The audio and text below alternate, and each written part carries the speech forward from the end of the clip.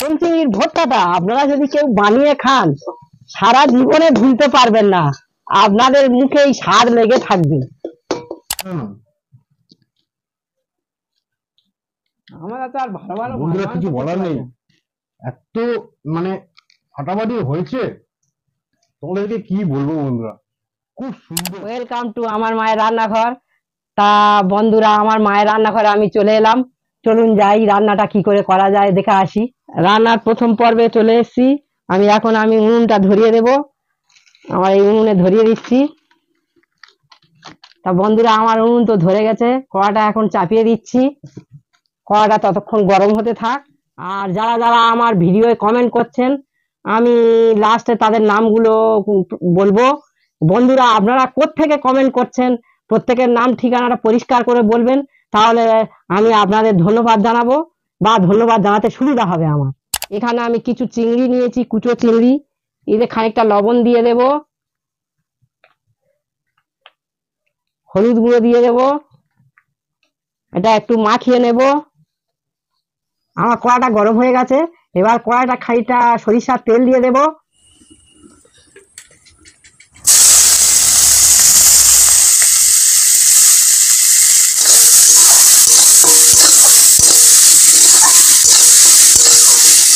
কাটা পটলটা এতে নিয়ে নেব, হলুদ গুঁড়ো দিয়ে দেব,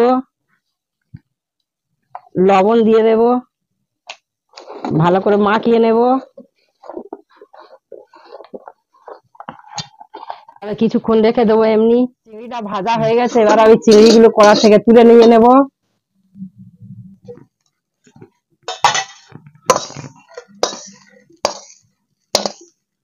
কয়েকটা শুকনো লঙ্কা কড়াই ভেজে নেব। ভাজা হয়ে গেছে, এবার কড়াতে তুলে নিয়ে নেব। কড়াই খানিকটা সরিষার তেল দেবো। এবার দেবো কিছুটা ডাল বড়ি, ফুল বড়ি। এইটা আমার ভাজা হয়ে গেছে, এবার কড়া থেকে নামিয়ে নেব।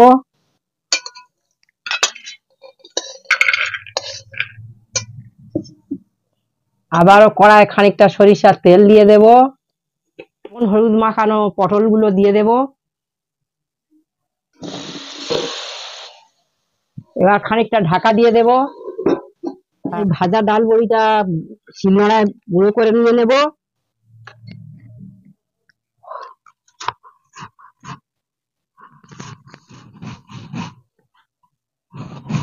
একটু ঢাকাটা খুলে নেড়ে দেব।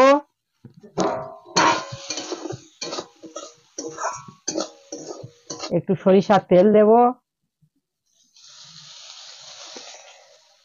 আর একবার ঢাকা দিয়ে দেব।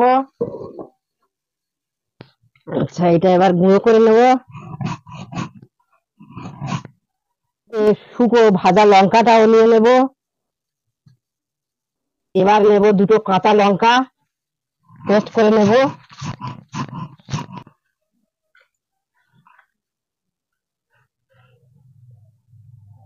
ভাজা চিংড়িটা বেটে নেব, শিলনোড়ায় পেস্ট করে নেব। হালকা পেস্ট করব, হয়ে গেছে।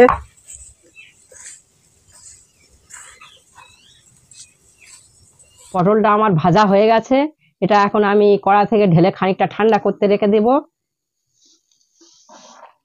এটা এখন কিছুক্ষণ ঠান্ডা হবে, আবার কড়াটা চাপিয়ে দেব। ভেজে রাখা পটলটা একটু শিলনোড়ায় পেস্ট করে নেব, আপনারা পারলে মিক্সারে পেস্ট করে নিতে পারেন।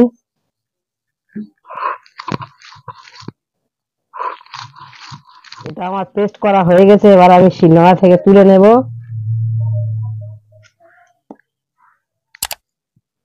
আবার কড়াতে খানিকটা সরিষার তেল দিয়ে দেব। এখানে আছে কালো জিরে এবং মৌরি, দিয়ে দেবো তেলের উপর। আর দিব থেতো করা রসুন,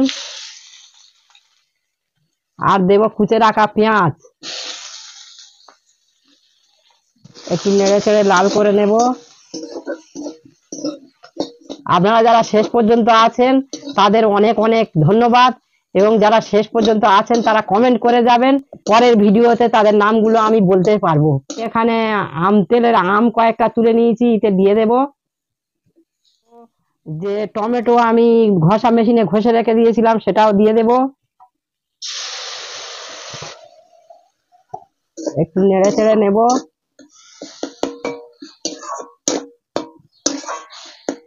শিলে সবকিছু পেস্ট করেছিলাম, সেইটুকু ধুয়ে রেখেছিলাম, দিয়ে দিচ্ছি।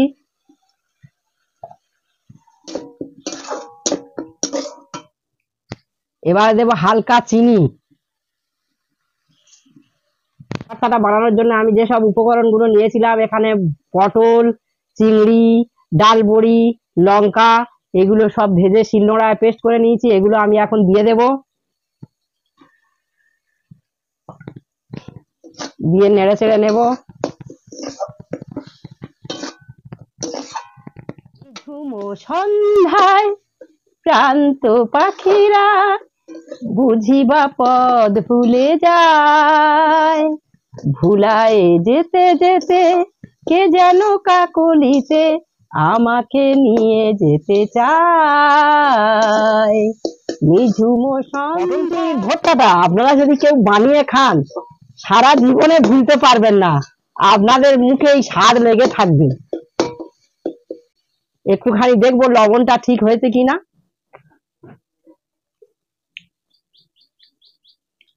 ঠিক হয়েছে, ঠিক হয়েছে, আর দিতে হবে না। আপনারা এরকম দেখে দেখে যদি দেখেন যে লবণ কম হয়েছে তাহলে দিয়ে দেবেন। এবারে আর একটা জিনিস বাকি আছে, এই ভোটটা, এই জিনিসটা না দিলে কিন্তু ভালো লাগবে না। এটা কি বলুন তো, এটা সাদা এবং কালো সরিষা বাটা, এটা সর্বশেষ দিতে হবে। দিয়ে দিচ্ছি, আর একটুখানি নেড়ে চেড়ে নামিয়ে নেব। এটা আমার এবার হয়ে গেছে, এবার নামিয়ে নেব।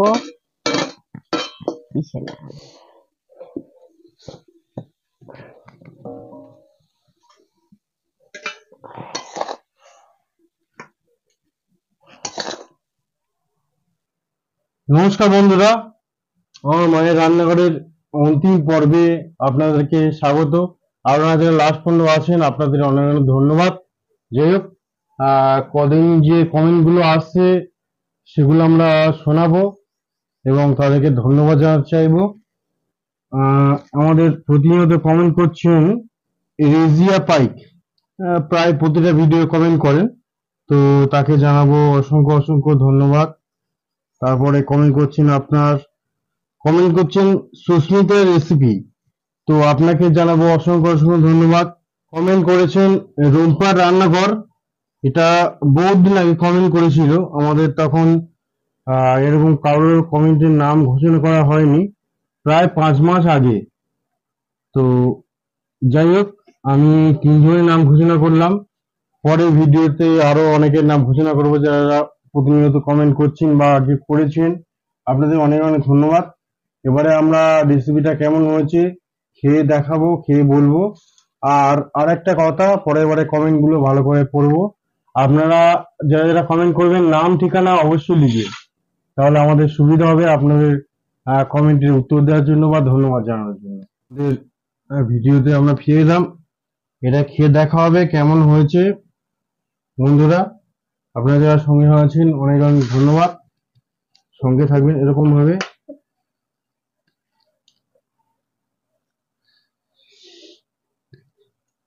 ইয়ে জিভে জল আসছে নাকি? হুম। কেন সেন্টে? হুম। হুম।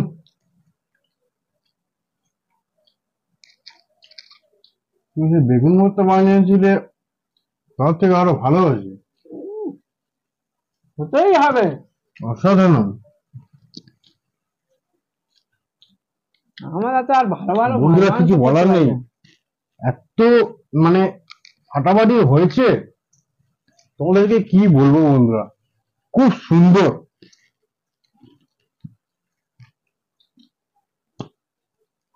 জাল জাল, টক টক। টক টক, জিভে জল এসে যাওয়ার মতো। তোমরা যারা ভিডিওটা দেখছো নিশ্চয়ই জিভে জল এসে যাচ্ছে। ঝটপট যাও, এরকম রান্না করো, আর ভিডিওটা পুরোপুরি দেখো, তবে বুঝতে পারবে। অনেক অনেক ধন্যবাদ, আমাদের সঙ্গে থাকো, লাইক কমেন্ট শেয়ার করো, এটুকুই। বন্ধুরা, আমাদের সঙ্গে শেষ পর্যন্ত থাকার জন্য আপনাদের অনেক অনেক ধন্যবাদ, আন্তরিক ভালোবাসা। বড়দেরও শ্রদ্ধা জানাচ্ছি।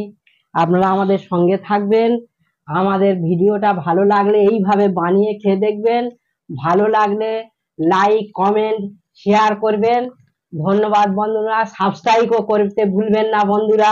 আপনারা না সাবস্ক্রাইব করলে, লাইক কমেন্ট করলে আমরা কোথায় যাবো বলুন? আমরা গরিব মানুষ, আপনাদের পথে আমরা এই তো বসে আছি।